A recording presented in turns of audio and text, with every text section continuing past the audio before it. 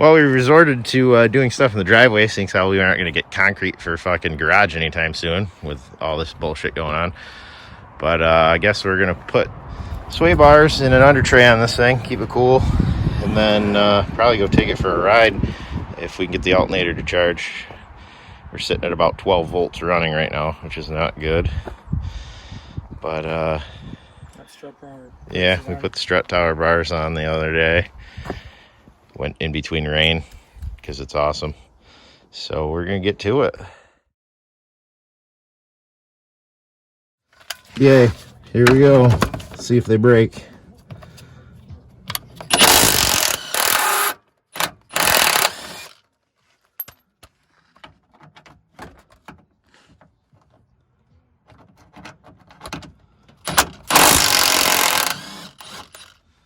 It's off. All we gotta do is unhook it from the sway bar link and we'll get the other one in here. New one versus the old one. And we're gonna get the sway bar link swapped over and get it in.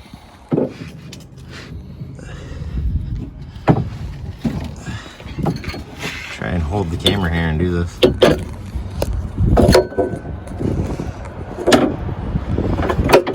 I'm home.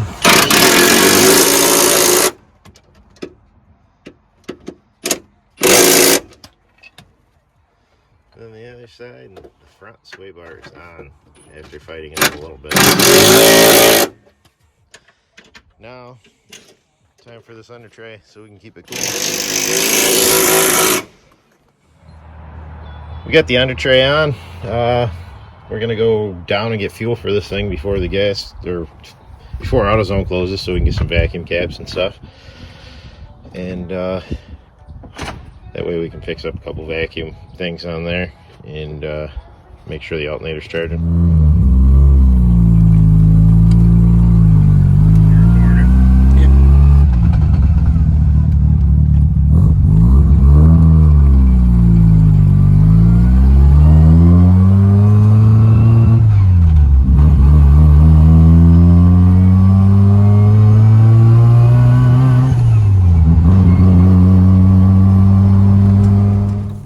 Don't think I closed the hood, so Jordan's gonna check.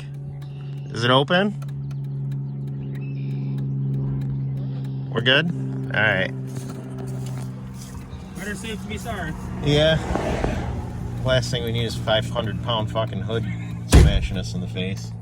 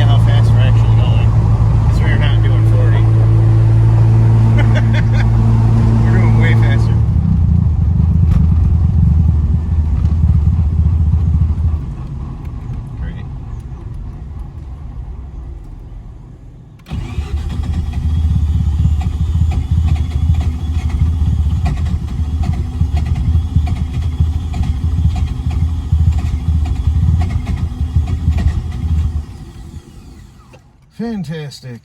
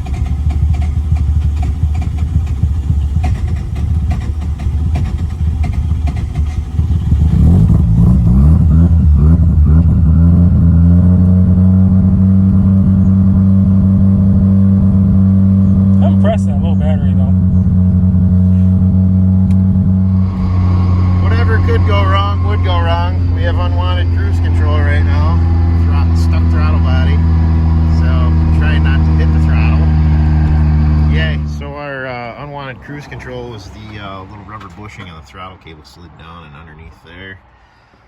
So we took care of that. We got a slight oil leak to fix. He started on the rear sway bar, alternator's charging. That little fucking battery kept cranking.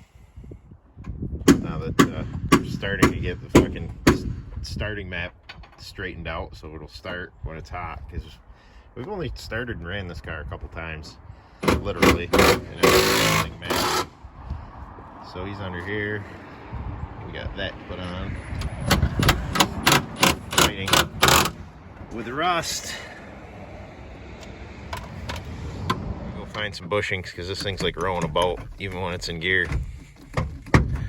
So we'll see what we can do about that. So yeah, the bushing's completely shot out of the transmission, but that's some hell of gear oil that's going to need to be changed. I went down and grabbed a shifter out of an FB because they don't have these little bushings. The FB's actually shanks a little bit wider, and this bushing right here, which was given the wobble side to side and whatnot, the FBs don't have it. They fit tight on the metal, and they're a little bit shorter throw, but I mean, there's a little bit of play. Nothing like it was.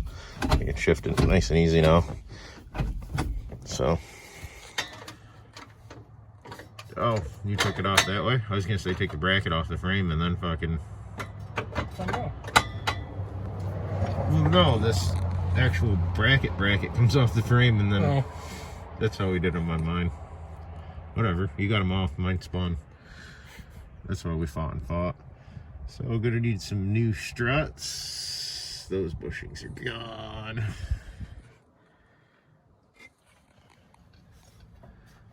Center unit is leaking a little bit up top. Somebody didn't know how to put a gasket back in when they put the fuel pump back in, as you can probably figure out from the last video. So we'll be putting the new one in here in a second. Bought this thing out. Pretty big size difference on the rear too. We're gonna get this one in now and fight it back in, and our sway bars are done. We like rolling around the ground when we have a nice Mohawk lift sitting next to the shed. Oh yeah, we established this bullshit coronavirus shut down all construction, but it's more fun in the driveway.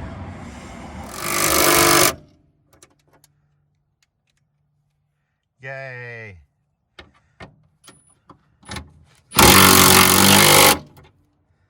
Now just bolt the links together. It's done. We're dressing the loose wheel bearing now, which is less than hand tight. So he's gonna tighten one lug nut down. Just go right across from it, don't tighten the rest of them.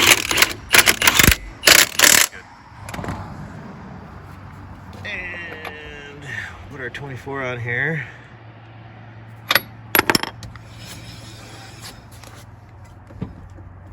I still got a little play.